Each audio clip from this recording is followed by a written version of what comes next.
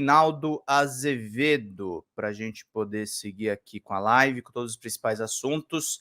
Lula, PL dos abusadores e mobilização social. Ou a fé pode aprisionar? Vamos entender aqui junto lá no UOL.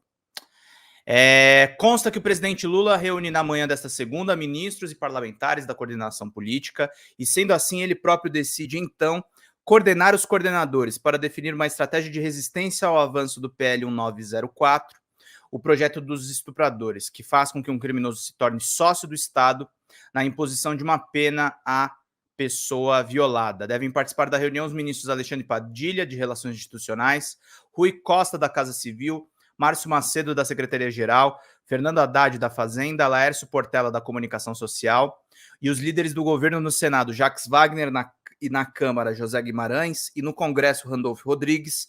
É preciso conduzir a coisa com cuidado para que o efeito não seja contraproducente. Já chego lá, antes algumas considerações. Falas pusilâmines.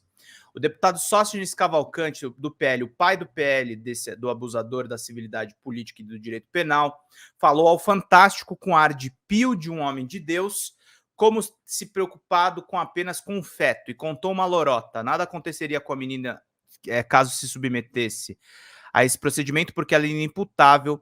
Ocorre que, se o texto for aprovado, a intervenção se tornará ilegal após a 22ª semana de gestação. Assim, sem autorização da justiça, as crianças e as mulheres violadas seriam condenadas a ter um filho de seu algoz.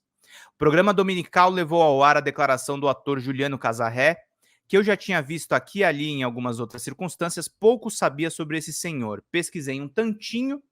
É católico fervoroso e tem 5 filhos. A mais jovem superou muitas dificuldades para sobreviver, e os pais expuseram ao público detalhes do sofrimento e redenção. Louva a dedicação, saúda as conquistas e reprova o seu excesso de disposição. Mas isso é com eles. Cada um sabe o que faz com a própria vida e como se comporta no seio da sua própria família, nos limites do que a lei protege e não veda. O que me incomodou, eu vi agora um pouco no site do programa, foi a placidez, a tranquilidade e a certeza inquebrantável com que Casarré chama o aborto qualquer um de assassinato, expondo o que considera uma saída, que a mulher tem o filho e o entregue à adoção, uma vez que o trauma está consumado e o aborto não pode corrigi-lo. O cara deve achar que gravidez e parto se dão sem qualquer custo emocional existencial para a mulher. Como não se escolheu ficar grávida, que lhe seja tirado também outro direito de escolha. Uma imposição é feita pelo abusador, a outra pelo Estado. Não estaria dando só uma opinião, defendi o texto de Sóstenes. Pois, mais um, quem não basta um direito à liberdade de crença, conquistas a democracia. Querem apelar ao Estado punitivista para impor a sua fé aos outros, e isso é próprio das ditaduras. Outra figura pública que anda por aí a escadir sílabas a favor do projeto é Cássia Kiss, que já virou uma caricatura. Em 97, ela deu capa à revista Veja, numa capa que trazia mulheres anônimas e famosas que tinham optado pelo aborto. Tudo indica que ela se arrependeu e tem direito de fazê-lo, só não pode, então, empregar um vocabulário que pegaria bem a esta figura que se ajoelhou para rezar em favor do golpe, ser a senhora do pecado e da correção dos pecadores, não é mesmo? Com a gravidade adicional que a pecadora abusada, segundo seus delírios, arcará com o sofrimento, enquanto o pecador abusador, no mais das vezes, saíra por aí à caça de novas vítimas. Essa gente costuma falar em liberdade religiosa para que se possa impor aos outros os preconceitos da sua própria fé. É claro, lastimo que a CNBB tenha saído em defesa do projeto. Reparem que há muito tempo, já que o Vaticano prefere falar em outra coisa quando se trata de gravidez em caso de abuso. O aborto foi legalizado na Itália no longínquo 1978 e não há vizinhança com papo ou ascensão da extrema-direita que revejam essa decisão.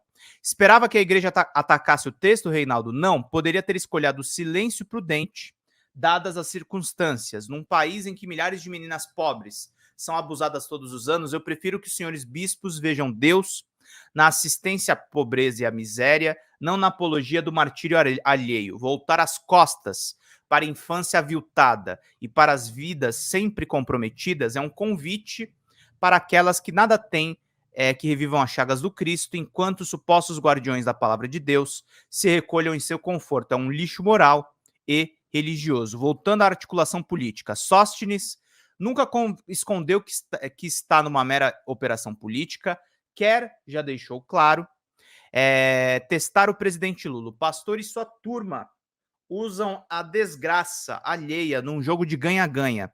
Neste domingo ele já posou de defensor da vida no Fantástico, o deputado barulhento não se mostrou, falavam em seu lugar, o suposto defensor ponderado da vida. Não sei se o esforço do Planalto para barrar o texto será bem sucedido. A que instrumentos apelará ao governo, que tem sofrido algumas derrotas importantes no Congresso? Para a felicidade e gáudio do crescente oposicionismo da imprensa? Se o texto passar, vem outra enxurrada no noticiário sobre a desorganização da base, o isolamento de Lula, o risco de não se eleger em 2026. Olhem para a caixa de Pandora que se transformou o parlamento. Todos os males do mundo parecem à solta, só mesmo a esperança não escapou de lá. Lula já evidenciou a sua oposição ao texto. Em seu lugar, eu apenas anunciaria: se o texto for aprovado, eu veto e recomendo a todos os parlamentares que votem contra e pronto. Essa e outras mobilizações têm que ser da sociedade. Pai da lei dos abusadores e associados fez uma aposta, empurrando o governo para a mobilização contra a proposta. A gente pega nele a pecha de abortista e a gente se lançou nessa empreitada com essa finalidade. Nós lá estamos preocupados com crianças, sejam mães de crianças, sejam bebês, filhos de crianças. De verdade não damos a mínima. Fôssemos movidos pelo espírito cristão, não estaríamos empenhados em punir com prisão as pessoas abusadas. Então o governo não deve se mexer? Deve sim, mas com cuidado para não ser manipulado por esses vagabundos que querem usar a desgraça das meninas pobres como arma para atingir adversários políticos. Até porque, na era do outroladismo, quem garante a voz até aos golpistas em nome da pluralidade, ao risco do PL desses abusadores se transformarem em uma mera disputa entre governo e oposição, como se a imposição de pena de prisão a uma mulher abusada fosse um instrumento de disputa entre duas forças legítimas, governo e oposição.